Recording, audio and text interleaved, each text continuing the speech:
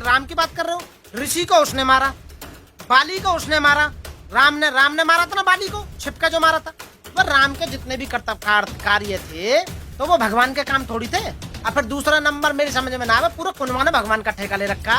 दशरथ भी भगवान, राम भी भगवान, शत्रुघ्न भी भगवान, लक्ष्मण भी भगवान, सीता भी भगवान, पूरा खानदानी भगवान है। कोई बचेगा बिना भगवान के ना? बताओ ना तुम। भगवान एक हो गया कि पूरा खानदान का खानदान भगवान? मतलब वो भी, मतलब राम भी भगवान, बाकी बहू भी भगवान, बाकी बाप भी भगवान, बाकी भैया भगवान, सारे भगवान ही है। मतलब पूरा खानदानी भगवानों का परिवारवाद चल रहा है। तो बीजेपी का परिवारवाद नहीं होना चाहिए देश में।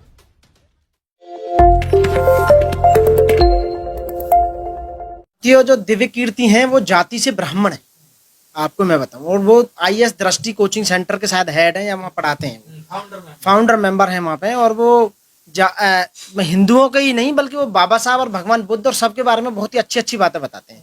क्योंकि टीचर होने के नाते उन्हें असली नॉलेज है, उन्हें ज्ञान है बहुत ज्यादा। और बच्चों को पढ़ाते पढ़ाते उन्होंने सारे शास्त्र जितने भी हैं, जितनी किताबें हैं, हिस्ट्री सारी जितनी, वो कोई सी भी हिस्ट्री हो, मिडवल हो, एशियंट हो, या सारी जितनी भी है, उन्हें काफी नॉलेज है। और तो इसलिए उन्हें नॉलेज है तो उन्होंने असलियत, हिंदू धर्म की असलियत को उन्होंने बताया है।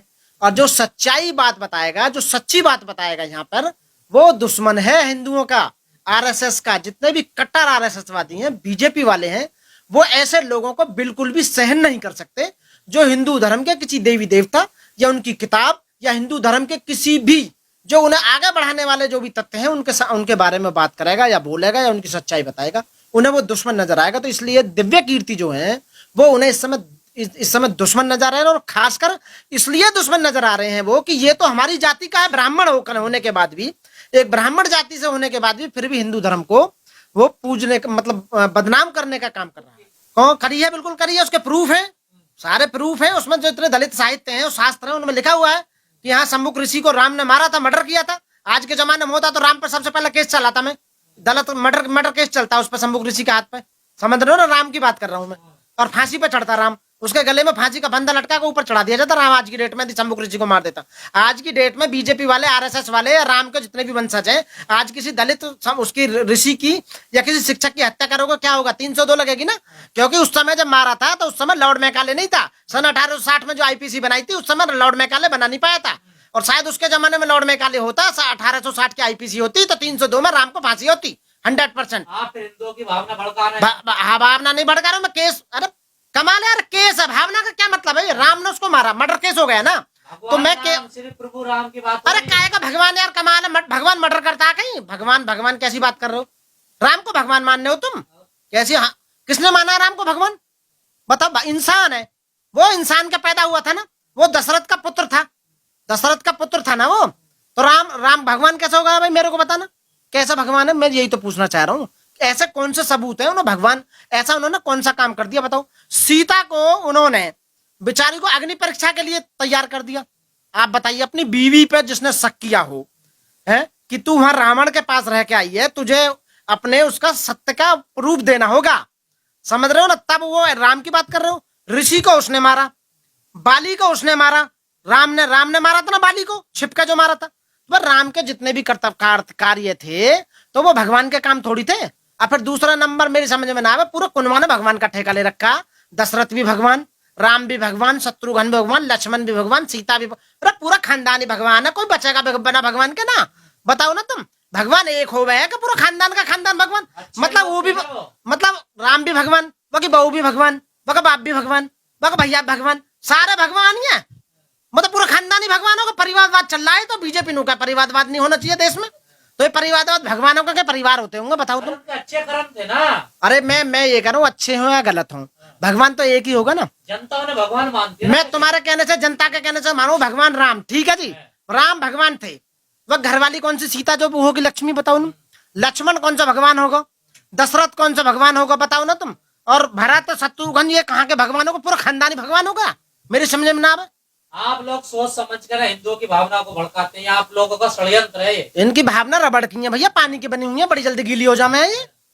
एक बात बता, बहुत जल्दी भड़के हैं इनकी भावना। फंडिंग हो रही है क्या कहीं से आप लोगों को हिंदुओं की भावना भड़काने के लिए? फंडिंग तो बाबा साहब पहले कर गए हमें। जब 1950 में संविधान बनाया था तो फंडिंग संविधान में करके गए। आय के जितने भी साधन हैं सारे आरएसएस और बीजेपी के पास ही तो आज की डेट में जितने संवैधानिक पद है वो सब बीजेपी के पास है। जितने कॉन्स्टिट्यूशनल पोस्ट हैं, जितने हाई कोर्ट और सुप्रीम कोर्ट के जज हैं, वो सब लिखते पढ़ते नहीं तो फिर कहाँ से नौकरियां मिलेंगी आपको? लिखते पढ़ते भैया का इतिहास उठा के देख लो। सन 1950 के बाद में सबसे ज्यादा प्रोग्रेस पढ़ाई लिखाई में एससीओ ने, दलितों ने करी है, खासकर बाबा साहब अम्बेडकर के वंशजों ने करी है। पदों पे तो जानबूझ के राजनीतिक वो की जा रही है ना, ले नहीं रहे ना। आप बताइए ना, अभी नहीं ले रहे, बिल्कुल भी नहीं ले रहे, बिल्कुल भी। अब ये समझ लीजिए यदि हमारा जज का एग्जाम भी पास हो जाता है ना, तो हमें इंटरव्यू में बाहर कर देते हैं। आप बताइए, सन 2000 से लेके और आज तक यूपी में एडीजे की जितनी वैकेंसी भरी है, मात्र 2 स्टूडेंट लिए हैं बस आज तक 22 साल में एडीजे की। कहते हैं सुटेलो कैंडिडेट आ ही ना रहे। हिंदुओं के पीछे क्यों पड़ गए, उनके धर्म देवी देवताओं के पीछे? अरे हमारे जो तो उनके देवी देवता कहीं जाओ, हिंदू धर्म कहीं जाओ, हमें कोई मतलब ना भैया। हम गलत काम के पीछे हैं। कोई भी आदमी देश में गलत करेगा, बाबा साहब ने कहा था कि जब भी आप गलत कहीं हो तो उसका विरोध करना। हम विरोध करते हैं। दिव्य कीर्ति बिल्कुल सही बात कर रहा है, मैं दिव्य कीर्ति के साथ हूँ 100%, पूरा समर्थन करता हूँ। हाँ, तो किताबों में तो लिखा हो। अरे दिव्य कीर्ति अपनी माँ के पेट से हुआ, पढ़ के आ रहा है, उसने किताब में से तो पढ़ा था जो भी पढ़ा था। आप बताइए, जो भी यहाँ पढ़ रहा है वो किताबों के बारे में पढ़ रहा है। अरे यही तो बता रहा है कि राम भगवान है, यही बता रहा है कि बहू भी भगवान है, यही बता रहा है कि बाप भी भगवान है, भैया भगवान है, सारे भगवान है। तो लोग समझ रहे हैं भगवान है।